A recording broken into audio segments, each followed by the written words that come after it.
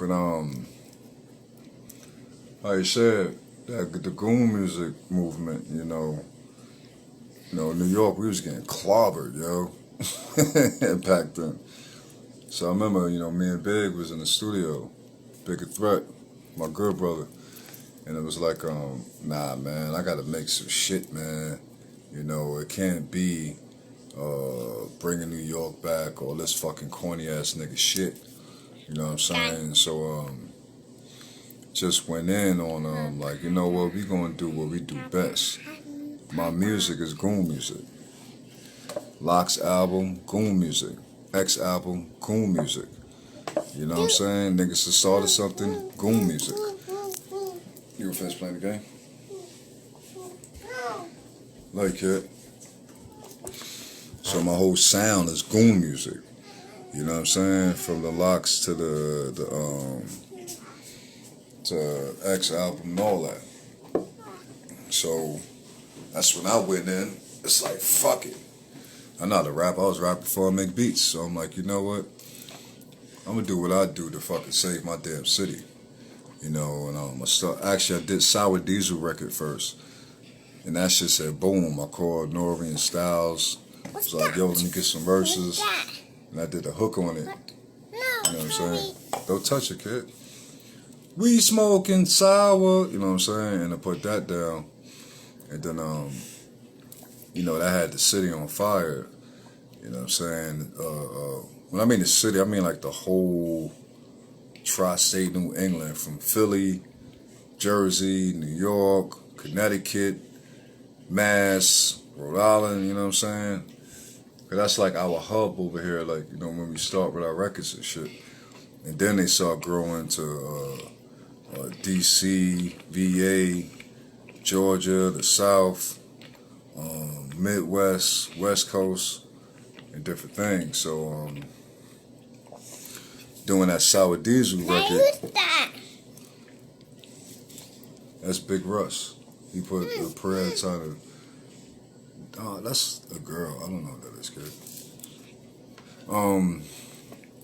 So we started doing that project, and then Nori snatched up the Baby Grand deal off of Sour Diesel, No Reality. And actually, I gave him the record to put on his album. And then I snatched up the Baby Grand deal for Goon Music. And then I said, I'm just going in. I'm just doing fucking the shit that we known for. Gothic, dark shit. You know what I'm saying? And went in. I called Max. I'm like, yo, get on the joint. He came in, I heard the whole album. It was like, yo, my God, this shit is fire. He got on the Connecticut Kush song. You know what I'm saying?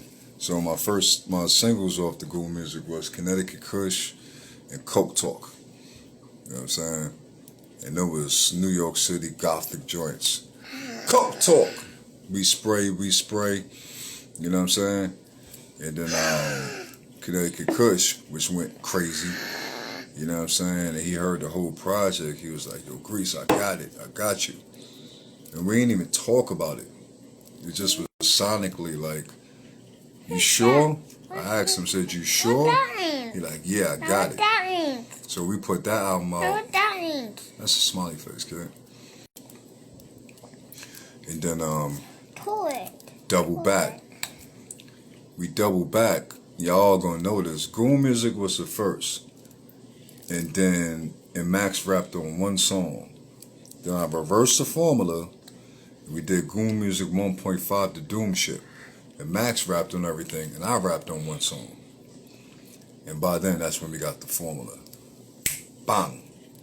And everything just started going haywire from there.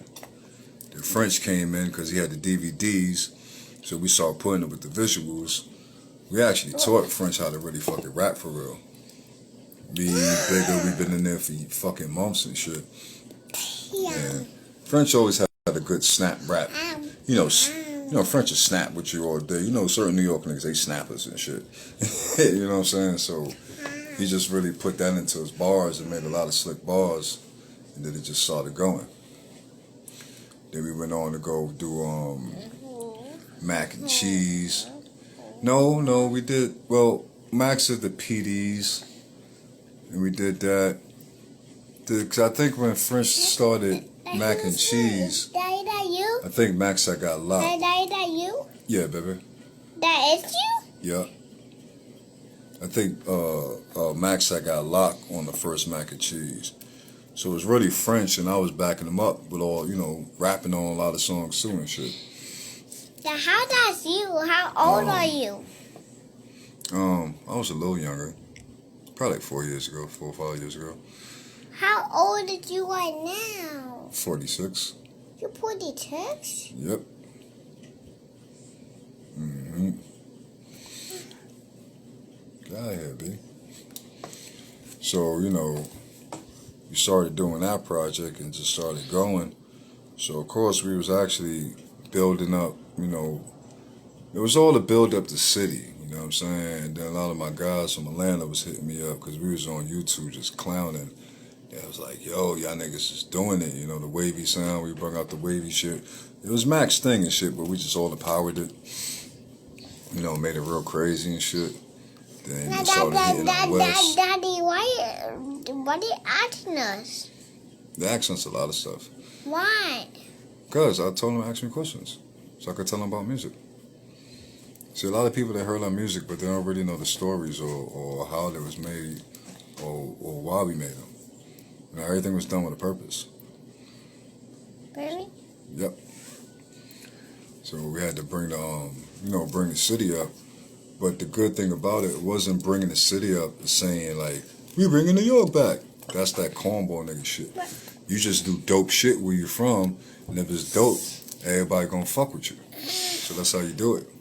Like, you know what I'm saying? Because even when I was doing The Darker Hell Is Hot, of course I wanted to sound New York, but I really, really wanted everybody to be able to get with it. I wanted the South to be able to get with it. I wanted the West Coast to be able to get with it. I wanted overseas to get with it. What's on your head? So, we just brought up a new sound that was like more universal, but it was birthed in New York. It was like gothic. It was like tall buildings and subways and shit like that, and pigeons and rats. So that was actually the sound, what it is or what I was building and shit. And it was New York, but I really wanted it universal. I wanted it super universal. I didn't want niggas to just single us out. So it was for the goons everywhere. Every city, every state, every gang, every clique. Goon music.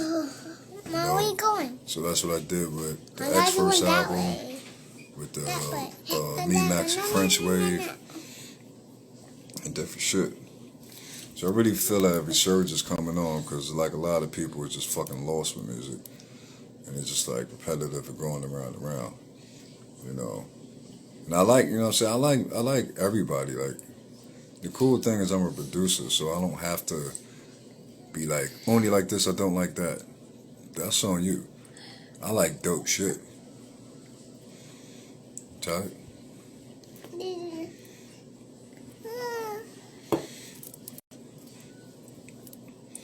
So, that's just like a little stories and fast formats on what we do and how we do it. You know what I'm saying? So, you got any other questions? So, probably about to click out and put this little guy to sleep. I know, I could tell. When you and Max started making hits, it changed the world. Yeah, it did. Like, Max shit was different. It was a whole nother vibes and music that I made that, like I said, dog loved disco and cool music. But he kind of went around to that shit. You know what I'm saying? So I had a whole league of cool, groovy, musical, melodic music that Max just came in and said, give me all of that. You know what I'm saying? He made like one of my favorite songs, barbecue music. Boom, boom, boom. You know what I'm saying? And we did barbecue music. And that shit was crazy. he came in with the bars and shit. I'm like, wow. You know what I'm saying? He bodied that motherfucker. It's still one of the dopest shits. I love it. You know, off X album, it's a fucking billion dope songs that we did. That's some of my favorites. Let Me Fly, one of my favorites. Of course, on the second album, Dogs for Life, because actually was the only record I did on the album. And the dope thing about it, yeah, I wrote that song for me because there's a lot of little fuck shit going on in the game. And you know what I'm saying? He actually wrote it for me. You know, I ride still with you, dog, nigga, what? Ride till we die, as on as up, thick like blood. Where's my dog? There's my dog. And I was grateful because he actually helped me. You know, he helped me with the noticing what these weird ass politics was in this hip hop game. And when that was the only song I did on Flesh in My Flesh, I was cool. I'm like, I'm straight on that. Matter of fact, that's the only song I need on that album. Dogs for Life. You know what I'm saying? I can't. And that's our crew. Dogs for Life. I can't. I got no pants on. You got shorts on, nigga. Okay, go in the living room. I'm cold. Go lay down on the couch. Because you about to go out, I can tell. Why? You don't want to go? Or you want to stay here? You want to stay here? Yeah. Finish talking to the people. You love the cameras, don't you? It's my little superstar right here. Everybody else, all other kids be running from the cameras. This nigga love it. Word. One of my favorites, ATF. How'd that come about? That's cool. That's a dope question, man. I was getting so orchestral with the album. A lot of people don't know this. ATF, and this is for my dogs, is all one song. Def Jam made me cut it. You know what I'm saying? I was attempting to make like a 8-10 minute song. You know what I'm saying? And we did ATF, which was the dynamic intro, and then it blended down to a cool, the cool mellow crew joint. But I had it. If you could tell on the albums on the Dark Other Side, you could see like where the songs begin at, and it still got some of the last songs going into a blending. You know what I'm saying? So I made ATF and This For My Dogs was actually one song. You know what I'm saying? And just like Max, Dog was like, yo, Grease, so to say these lines. I'm like, nigga, I don't, that's you shit. You know what I'm saying? Then I like, fuck it. You know what I'm saying?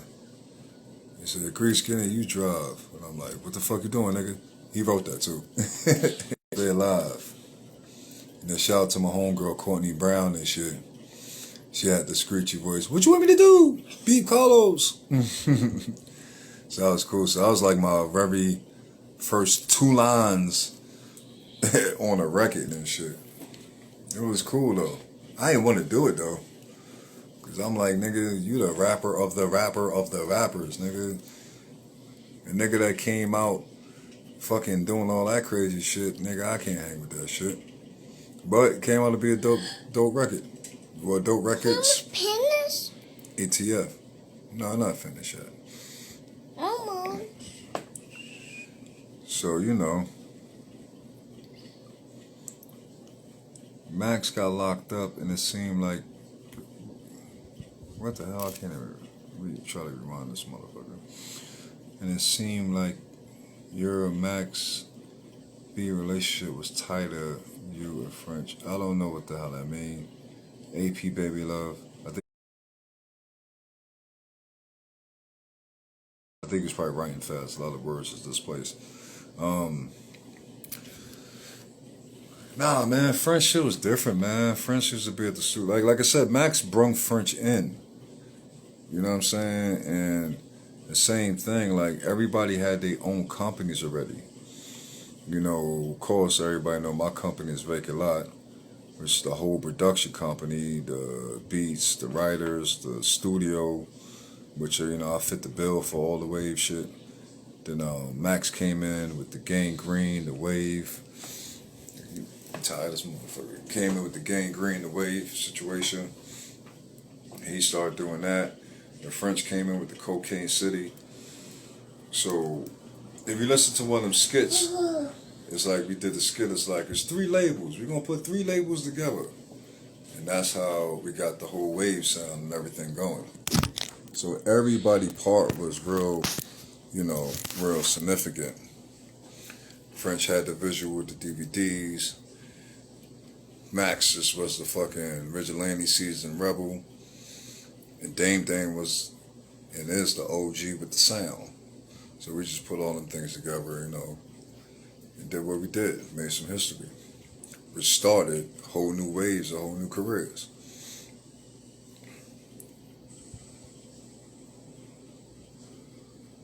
Just trying to read the questions. What happened to Jane Blaze? Tasha. How you say after I did It's Dark and Hella Side, I got like 2 of my artist deals. Casino, which was the 4th Locks to me, got him a deal with Jive Records. Got my other group, Mike Vandals, a deal with Jive Records. And then when we got there, we met Jane Blaze. You know what I'm saying? And she was doing her thing. So we all just, mixed up and just was kicking it. Jive Records, they I think they just ceased to continue. You know what I'm saying?